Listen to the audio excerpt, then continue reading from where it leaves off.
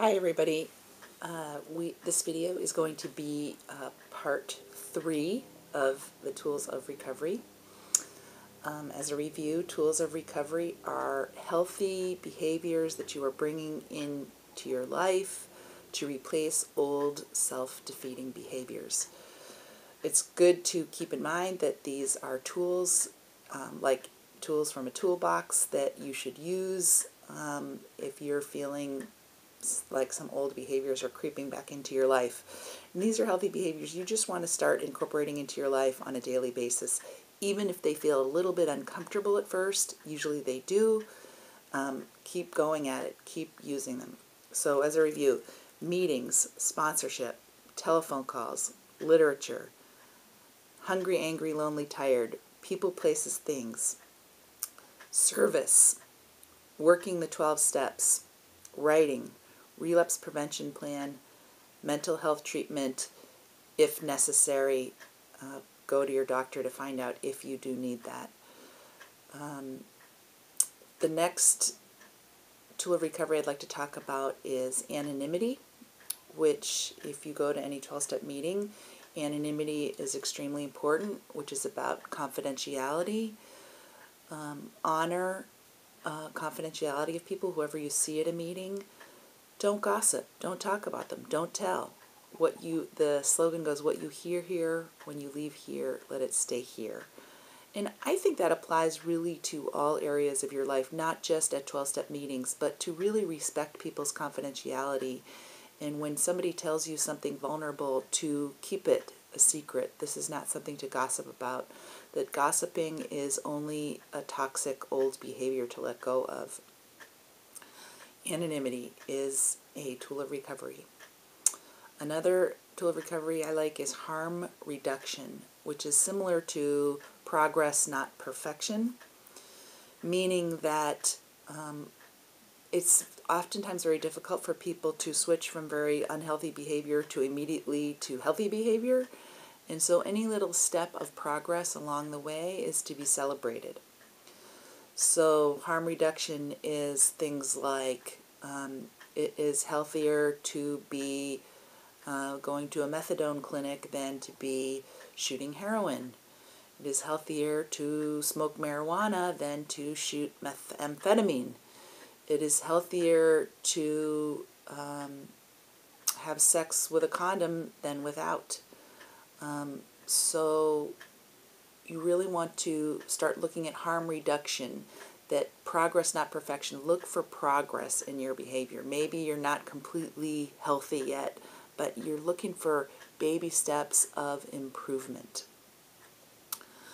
Another tool of recovery is exercise, incorporating exercise on a daily basis. Along with that is eating healthy. A lot of people don't understand why they feel like crap or they feel so bad, and a lot of times it's related to that they're not drinking enough water, that they're not eating enough vegetables, that they're eating a lot of processed foods with high salt and high fat.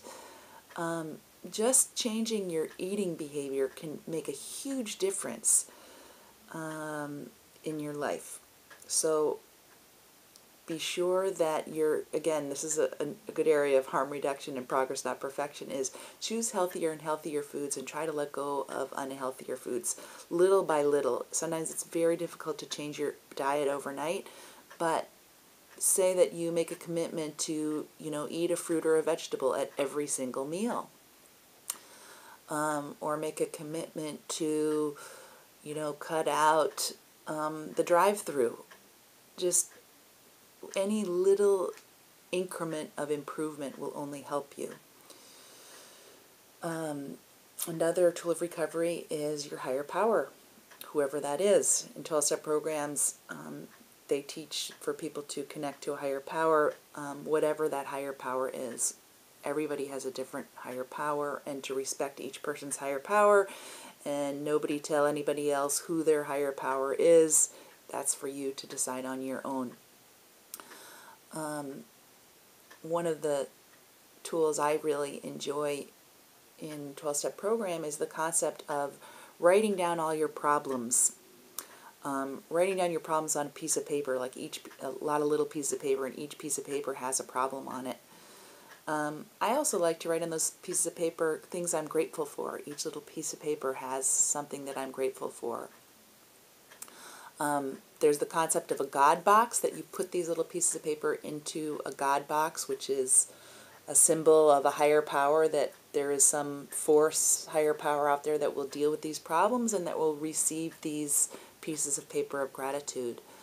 I also, actually, instead of a God box, my favorite thing is to find a metal trash can in a very safe manner outside, where I won't burn anything down. I like to burn these pieces of paper inside the metal trash can and see the smoke kind of carrying these problems away, the smoke kind of carrying my pieces of paper of gratitude out into the world, into the universe.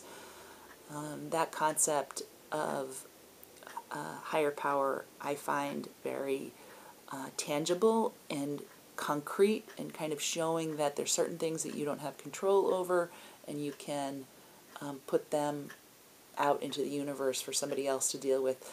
And also your feelings of gratitude, of things that you are grateful for having received in your life, and to burn them and to kind of let the smoke go out into the universe. This can be a healing ritual and a very symbolic way of teaching people how to be grateful, teaching people how to let go of things that they worry about, that take up a lot of space in their brain. Another concept of tool of recovery is to put your recovery as the number one thing in your life. A lot of people put other things ahead of their recovery. They put their family ahead of their recovery, or they put their job ahead of their recovery, or they put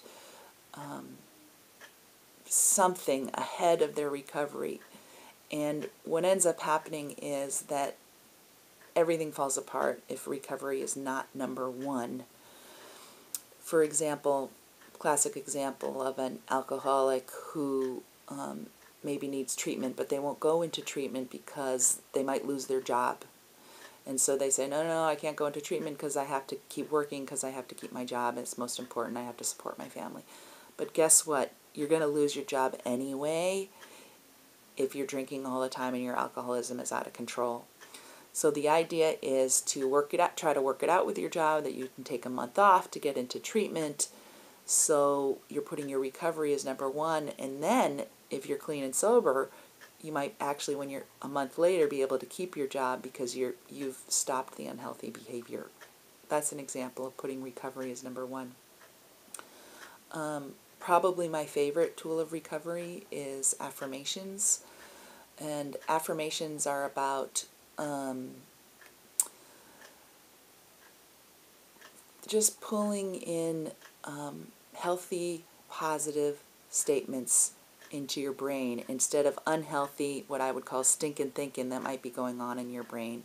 You kind of want to reprogram these tapes that are playing in your brain and pull in healthier tapes that play in your brain. So you're replacing old, unhealthy thoughts and voices and dialogue that's going on in your head, and you're replacing it with positive, healthy statements. Positive, healthy statements like,